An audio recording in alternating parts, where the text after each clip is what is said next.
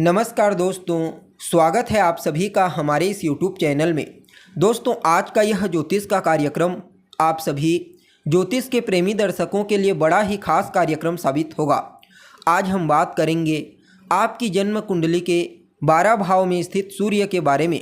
जी हाँ, पिता, आत्मा, मान सम्मान, पद प्रतिष्ठा, सफलता और जीवन ऊर्जा के कारक ग्रह सूर्य ज्योतिष में अपना महत्वपूर्ण स्थान रखते हैं।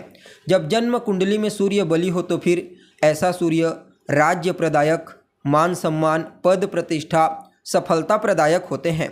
जबकि सूर्य के कुंडली में पीड़ित होने से जातक के जीवन काल में संघर्ष बढ़ जाता है, मान सम्मान, सफलता में कमी होती है। इसके अलावा सूर्य के कमज़ोर होने से हड्डियों से संबंधित तकलीफ, नेत्रजन्य पीड़ा होती है। इसलिए जन्म कुंडली में सूर्य का बली होना बेहद आवश्यक माना जाता है। तो ऐसे में आइए जानते हैं आज कुंडली के 12 भाव में स्थित सूर्य आपको कैसा फल देंगे। जी हाँ, सबसे पहले बात करते हैं लग्न में स्थित सूर्य के प्रभाव के बारे में। अब देखा जाए तो सूर्य लग्न में कारक होते हैं और लग्न से किस चीज़ के बारे में विचार किया जाता है, तो आपके व्यक्तित्व, आपके स्वभाव के बारे में विचार किया जाता है। आप यूँ समझ लीजिए कि लग्न सबसे महत्वपूर्ण स्थान है। अब अगर लग्न स्थान में सूर्य बैठ जाएंगे तो क्या करेंगे, तो आपको परम तेजस्वी बनाएंगे, क्रोधी स्वभाव का, स्वतंत्र विचारधारा वाला सूरवीर बनाएंगे। सूर्य एक अग्नि तत्व के ग्रह हैं, जिसके चलते शरीर को कृशकाय अर्थात दुबला पतला बनाने का कार्य करते हैं। यदि सूर्य कुंडली के पहले स्थान में बलवान अवस्था में पाप ग्रहों की दृष्टि से दृष्ट होकर के बैठे होते हैं तो फिर जन्म से ही ऐसा जातक अंधा होता है। जी हाँ, कुंडली के पहले भाव में बैठे सूर्य अपनी पूर्ण सप्तम दृष्टि से सप्तम भाव को देखते हैं। सप्तम भाव किस चीज़ का होता है, तो आपके दाम्पत्य जीवन, वैवाहिक जीवन का होता है। परिणाम स्वरूप सूर्य लाइफ पार्टनर को बड़ा ही तेजस्वी, बुद्धिमान और क्रोधी स्वभाव का बनाते हैं। ऐसे लोगों को समाज में मान सम्मान, पद प्रतिष्ठा और प्रसिद्धि की प्राप्ति होती है, जिनके कुंडली के पहले भाव में सूर्य बैठे होते हैं।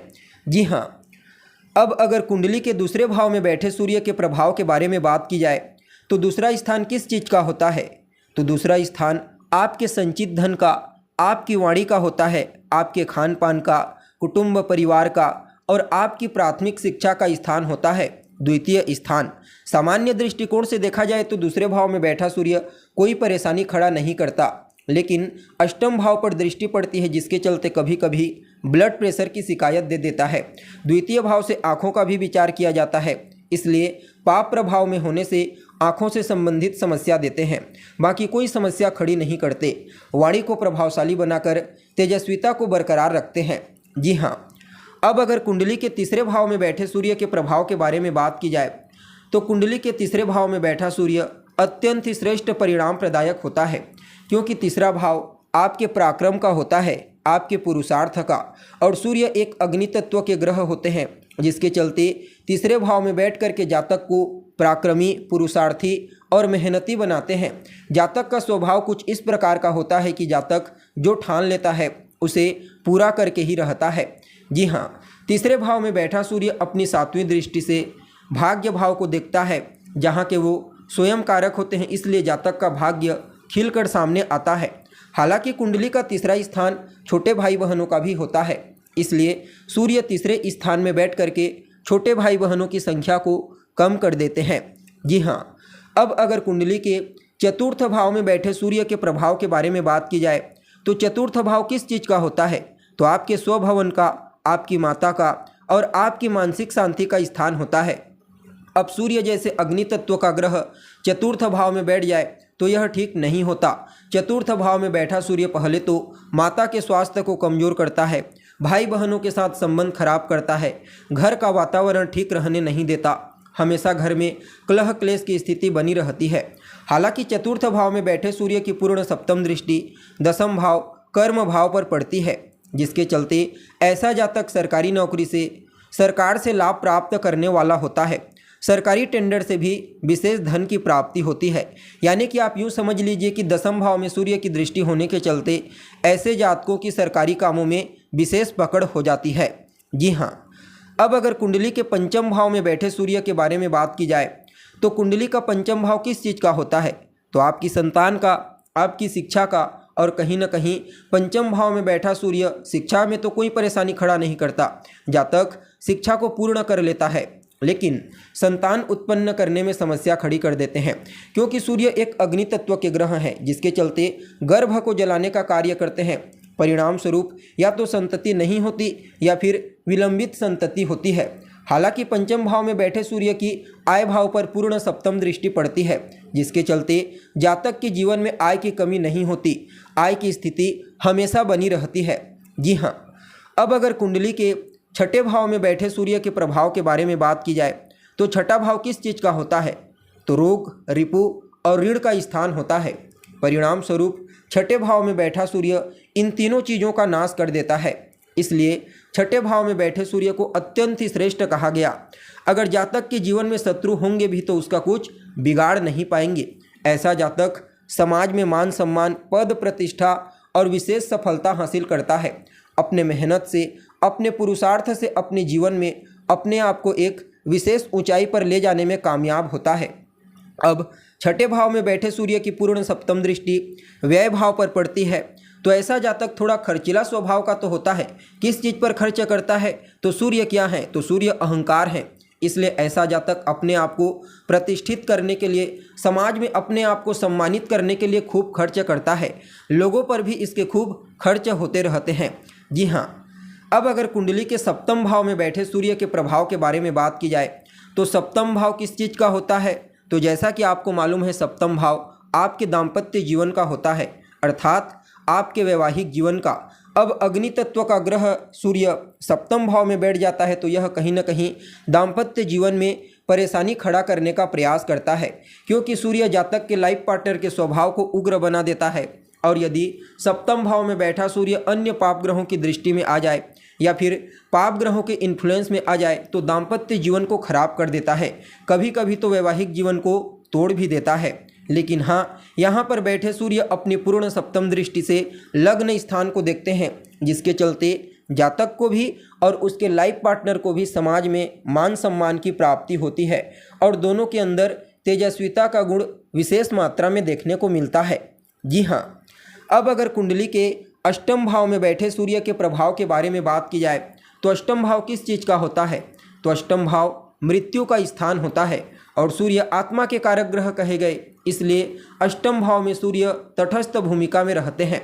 जी हाँ, अष्टम भाव में सूर्य जातक को कुछ इस प्रकार बना देते हैं कि उसकी छठी इंद्री बहुत तेज काम करने लगती है।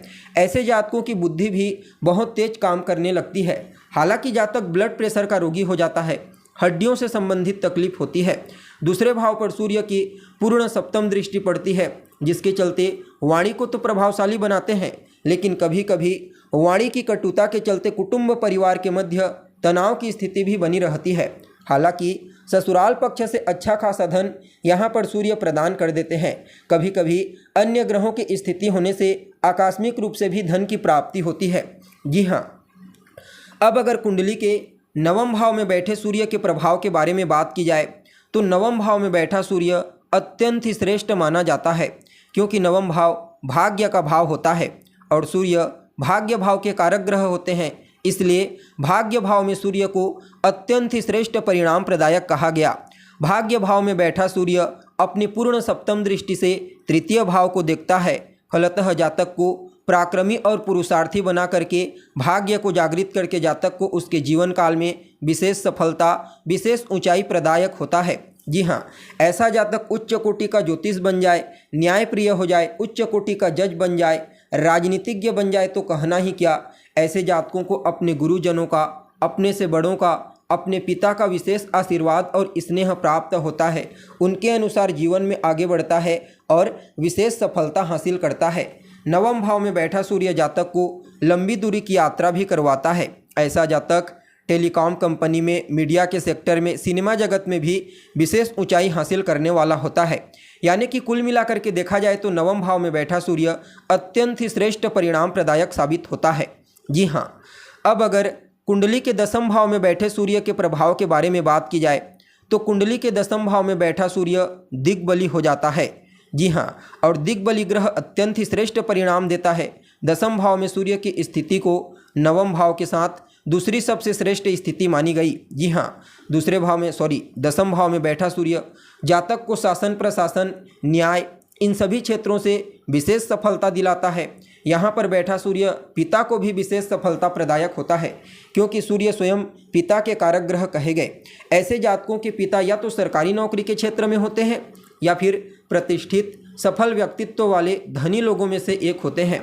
दसम भाव में बैठा सूर्य अपनी सप्तम दृष्टि से चतुर्थ भाव को देखता है, जिसके चलते काफ़ी हद तक माता को भी सपोर्ट प्रदान करता है, लेकिन कई बार माँ के स्वास्थ्य में प्रतिकूल प्रभाव डालता है। यह भी देखने को मिला, लेकिन हाँ, वह मामूली होता है। इसके अलावा चतुर्थ भाव में दृष्टि पड़ने के चलते भूमि भवन मकान वाहन सभी का सुख जातक को प्रदान कर देते हैं। इसलिए दसम भाव में बैठा सूर्य अत्यंत ही श्रेष्ठ माना जाता है।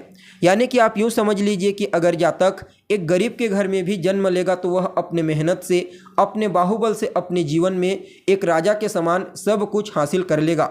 जी हाँ, अब अगर कुंडली के एकादश भाव में बैठे सूर्य के प्रभाव के बारे में बात की जाए तो एकादश भाव में बैठा सूर्य भी ज्योतिष के महान विद्वानों के अनुसार अत्यंत ही श्रेष्ठ परिणाम प्रदायक होता है। जी हाँ, क्योंकि कुंडली का एकादश भाव आपके इनकम का होता है और सूर्य एक राजा ग्रह हैं, तो इनकम के घर में बैठ कर के जातक के जीवन काल में कभी पैसों की कमी होने नहीं देते। अर्थात ऐसे जातकों को अपने जीवन में कभी पैसों को लेकर के माथापच्ची नहीं करना पड़ता। जब जितनी ज़रूरत पड़ती है कहीं ना कहीं से उनके पास पैसा आ ही जाता है और इनका काम बन जाता है। इसलिए ऐसे जातकों को पैसों को लेकर के कोई समस्या नहीं होती।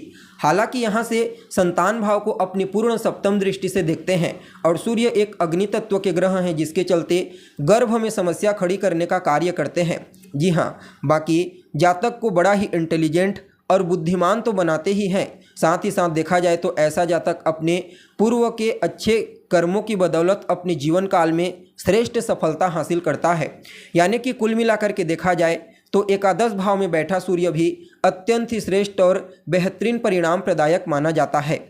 अब अगर कुंडली के 12वें भाव में बैठे सूर्य के प्रभाव के बारे में बात की जाए तो 12वें भाव में बैठा सूर्य भी काफ़ी हद तक अच्छा ही माना जाता है, क्योंकि 12वां स्थान कोर्ट कचहरी का होता है, विदेश को बताता है, कहीं ना कहीं ट्रेवल को बताता है। तो ऐसे जातकों को कोर्ट कचहरी के क्षेत्रों में विशेष सफलता की प्राप्ति होती है। मेडिकल के क्षेत्र में ऐसा जातक सफलता हासिल करता है। जातक थोड़ा खर्चीला तो होता है, लेकिन गलत कार्यों में खर्च नहीं करता। छठे भाव पर दृष्टि पड़ती है पूर्ण सप्तम दृष्टि, और छठा भाव किस चीज़ का होता है तो जैसा कि आपको मालूम है रोग रिपु और ऋण का स्थान होता है। फलतः इन तीनों चीज़ों का नाश कर देते हैं। अगर शत्रु जातक के जीवन काल में होते भी हैं तो उसका कुछ बिगाड़ नहीं पाते। हालांकि अन्य पाप ग्रहों के इन्फ्लुएंस में आने से या फिर अपनी नीच राशि में सूर्य यहाँ पर होते हैं, कमज़ोर होते हैं, तो नेत्रजन्य पीड़ा दे देते हैं, हड्डियों से संबंधित तकलीफ दे देते हैं। और एक अग्नि तत्व के ग्रह हैं, 12वां स्थान शैया सुख को बताता है, तो कहीं ना कहीं शैया सुख में भी कमी लाने का कारण बनते हैं। हालांकि ऐसा जातक जन्म स्थान से दूर चला जाए, विदेश चला जाए तो विशेष सफलता हासिल करता है। यानी कि 12वें स्थान में बैठे सूर्य को भी काफ़ी हद तक मिला जुला परिणाम प्रदायक कहा गया। जी हाँ, तो दोस्तों आज हमने जाना जन्म कुंडली के 12 भाव में स्थित सूर्य के प्रभाव के बारे में। अगर आपको जानकारी अच्छी लगे तो इसे अपने दोस्तों के साथ, अपने रिश्तेदारों के साथ शेयर जरूर करें। अभी के लिए बस इतना ही। पुनः मुलाकात होगी एक नए और ताज़ा एपिसोड में। तब तक के लिए नमस्कार।